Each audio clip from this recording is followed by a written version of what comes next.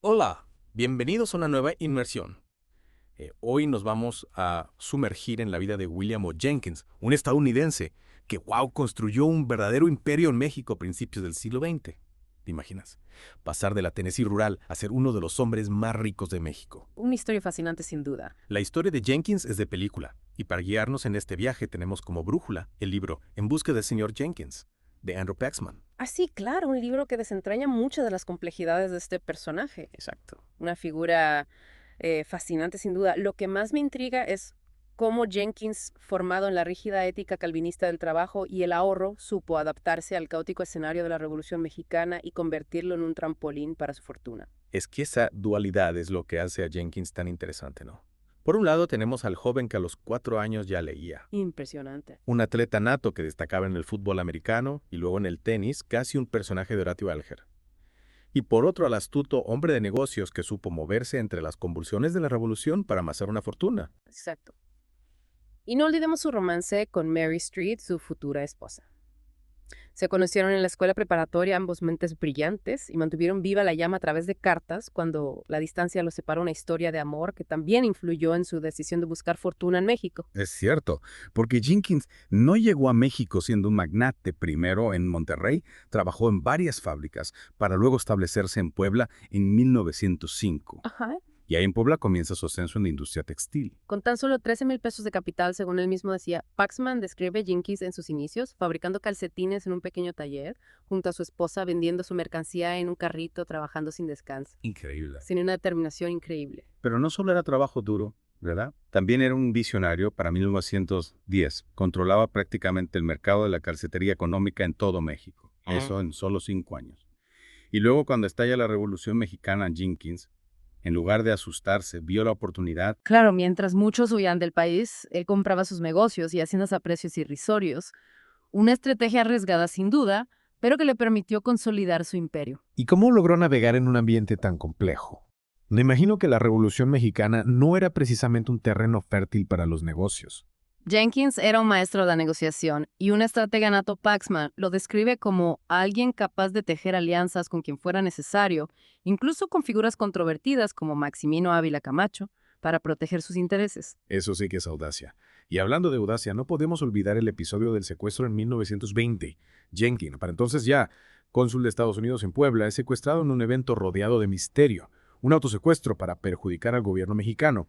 Una jugada arriesgada de sus enemigos. Es un capítulo que aún genera debate. Paxman nos presenta las diferentes versiones, la del periodista Miguel Gil, que acusó a Jenkins de fingir su secuestro, y la versión del propio Jenkins, quien años después presentó a sus supuestos captores zapatistas. Un misterio que quizás nunca se resuelva del todo. Un misterio que añade aún más complejidad a la figura de Jenkins. Y mientras su imperio empresarial crecía en México, su vida familiar tomaba otro rumbo. Mary, su esposa quejada por una enfermedad, se mudó con sus hijas. Arizona Jenkins las visitaba solo un par de veces al año, absorto en sus negocios. Es cierto, Jenkins era un hombre dedicado al trabajo, a expandir su imperio. Y no se limitó a la industria textil. Pronto incursionó en la industria azucarera, el alcohol e incluso en el cine. Un verdadero titán que controlaba sectores clave de la economía mexicana. Y con ese crecimiento llegaron nuevas controversias, acusaciones de contrabando de alcohol, evasión de impuestos. Jenkins se movía en las altas esferas del poder, a veces rozando los límites de la legalidad. Jenkins era un hombre ambicioso dispuesto a jugar sus cartas para alcanzar sus objetivos. Paxman relata cómo con gran astucia le vendió sus tierras azucareras al presidente Lázaro Cárdenas para luego invertir en bonos y financiar proyectos de infraestructura, un movimiento que lo posicionó aún más cerca del poder. Impresionante. Y su incursión en la industria del cine también fue notable. Empezó comprando una sala en Puebla en 1939 y en poco tiempo, junto a su socio, Gabriel Alarcón, controlaba el 80% de los cines en México. Dominaba la producción y la exhibición en la época dorada del cine mexicano. Un poder que por supuesto le trajo enemigos como el productor Miguel Contreras Torres, quien lo acusó de fraudes fiscales y utilizar su influencia para perjudicar a la competencia. Una figura llena de contrastes, ¿verdad? Un empresario implacable capaz de maniobrar en la turbulencia de la revolución, pero también Un filántropo también. En 1954 crea la Fundación Mary Street Jenkins en honor a su esposa para apoyar proyectos educativos de salud y deportivos en México, una faceta que a menudo se pasa por alto. es cierto, esa dualidad es clave para entender a Jenkins, Porque ¿cómo se reconcilia el empresario implacable capaz de amasar una fortuna en medio de la revolución con el filántropo que destina parte de esa fortuna a beneficiar a la sociedad mexicana? Es una pregunta que nos invita a reflexionar sobre la complejidad del personaje. Y su obra Cumbre en la Universidad de las Américas Puebla es un reflejo de esa dualidad. Por un lado, la visión del empresario que apuesta por la educación como motor de desarrollo. Por otro, el deseo de dejar un legado positivo en el país que le abrió las puertas. Hablando de la Fundación Mary Street Jenkins, recordemos que su administración, tras la muerte de Jenkins en 1963, quedó en manos de Manuel Espinosa Iglesias, un reconocido empresario mexicano que, si no me equivoco, fue socio de Jenkins en varios negocios, ¿verdad? Exactamente, Espinosa Iglesias, además de ser socio de Jenkins en el Banco de Comercio, que luego se convertiría en Bancomer, era una figura destacada en el ámbito empresarial mexicano. Durante su gestión al frente de la fundación se impulsaron proyectos como la introducción de agua potable en diversas comunidades y la construcción del Instituto Nacional de Cardiología. Una labor importante, sin duda. Pero como mencionamos antes, la administración de la fundación no ha estado exenta de polémica. Tras la muerte de Espinosa Iglesias en el año 2000, la dirección pasó a manos de Guillermo Jenkins Ansted, nieto de William O. Jenkins. Y aquí es donde la historia da un giro inesperado. Y sí, la gestión de Jenkins Ansted ha sido objeto de críticas y acusaciones de malos manejos financieros. Se han interpuesto demandas legales que cuestionan la administración de los recursos de la fundación, lo que ha generado un conflicto familiar que ha trascendido al ámbito público. Es una lástima que la sombra de la controversia empañe el legado filantrópico de William O. Jenkins. Y nos lleva a preguntarnos qué mecanismos existen para garantizar que las fundaciones e instituciones creadas para el bien común operen con ética y transparencia. Es una pregunta fundamental. La Claro. sociedad debe exigir una mayor transparencia y rendición de cuentas en la gestión de las fundaciones. Se necesitan mecanismos de control y supervisión más robustos para evitar que los recursos destinados a fines sociales se desvíen o se administren de manera irresponsable. Totalmente de acuerdo, porque al final la filantropía juega un papel crucial en el desarrollo social. Pero su impacto se ve mermado cuando la gestión de los recursos no se realiza con responsabilidad. El caso de la Fundación Mary Street Jenkins nos deja una valiosa lección sobre la importancia de la transparencia, la rendición de cuentas y la supervisión constante en la gestión de las instituciones filantrópicas. Exacto, porque incluso las mejores intenciones pueden verse desvirtuadas si no existen mecanismos que garanticen la integridad en la administración de los recursos. Y esto nos lleva a reflexionar sobre el legado de William O. Jenkins, un hombre de contrastes cuya historia nos invita a analizar la complejidad de la filantropía y la importancia de un manejo ético y responsable del poder económico. Una historia que nos deja con muchas preguntas, ¿verdad? Y sin duda, ¿cómo se puede entender la figura de William O. Jenkins en el contexto histórico de México? ¿Fue un visionario que supo aprovechar las oportunidades o un oportunista que se benefició del caos? ¿Cómo se puede conciliar su faceta de empresario implacable con su lado filantrópico? Preguntas que me temo no tienen respuestas fáciles, pero que nos invitan a reflexionar sobre el impacto que un individuo puede tener en la sociedad, sobre la complejidad de la filantropía y sobre la importancia de un manejo ético y responsable del poder económico. Exacto. Y creo que esa es la mayor enseñanza que nos deja la historia de William O. Jenkins, la necesidad de analizar, de cuestionar, de ir más allá de la superficie para comprender la complejidad de las figuras históricas y sus legados. Un legado que en el caso de Jenkins sigue generando debate.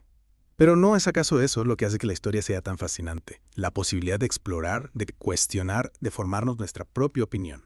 Totalmente de acuerdo. En la siguiente parte de nuestra inmersión profundizaremos aún más en las controversias en torno a la Fundación Mary Street Jenkins y reflexionaremos sobre el impacto del legado de William O. Jenkins en la sociedad mexicana. Los esperamos para seguir desentrañando esta fascinante y compleja historia. Retomamos nuestra inmersión en la vida de William O. Jenkins. Y como prometimos, nos adentramos en la parte más espinosa de su legado, la Fundación Mary Street Jenkins. Una institución que ha estado bajo la lupa en los últimos años, especialmente por la gestión de Guillermo Jenkins Ansted.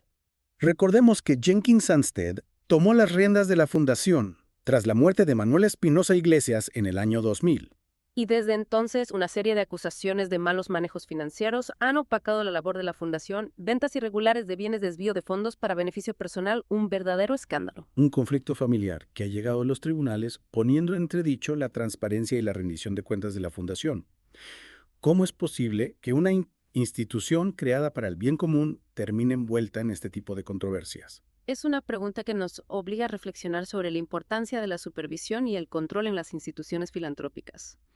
No basta con tener buenas intenciones, se necesitan mecanismos que garanticen la integridad en el manejo de los recursos. Claro, por supuesto. Mecanismos que aseguren que el dinero se use para lo que se debe usar. Tienes razón. La filantropía juega un papel fundamental en el desarrollo social, pero su impacto se ve afectado cuando la gestión no es transparente. El caso de la Fundación Mary Street Jenkins nos da una lección. La transparencia y la rendición de cuentas son esenciales para que la filantropía cumpla su cometido. Totalmente.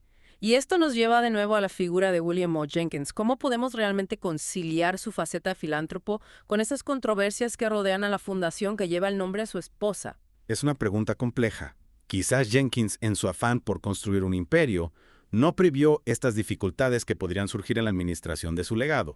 O tal vez la ambición desmedida que lo impulsó a lo largo de su vida terminó por afectar la gestión de la fundación. Es difícil saberlo a ciencia cierta, pero Es una pregunta que queda abierta. sí, sin duda. La historia de William O. Jenkins nos invita a reflexionar sobre esas contradicciones del ser humano, ¿no? Sobre la complejidad de la filantropía y sobre la importancia de un manejo ético del poder económico. Un manejo ético responsable, transparente. Su vida nos deja un mensaje. El éxito económico no lo es todo. La integridad, la transparencia, la responsabilidad social son valores fundamentales para dejar un legado positivo en el mundo. Un legado que trascienda. Totalmente. Y con esta reflexión llegamos al final de nuestra inmersión en la fascinante y compleja vida de William O. Jenkins, un hombre que a pesar de las controversias dejó una huella imborrable en la historia de México. Sin duda, una figura que da para mucho análisis y mucha reflexión. Esperamos que esta inmersión te haya brindado nuevas perspectivas sobre la figura de William O. Jenkins y sobre la importancia de la filantropía responsable. Hasta la próxima, y que la búsqueda del conocimiento te acompañe siempre.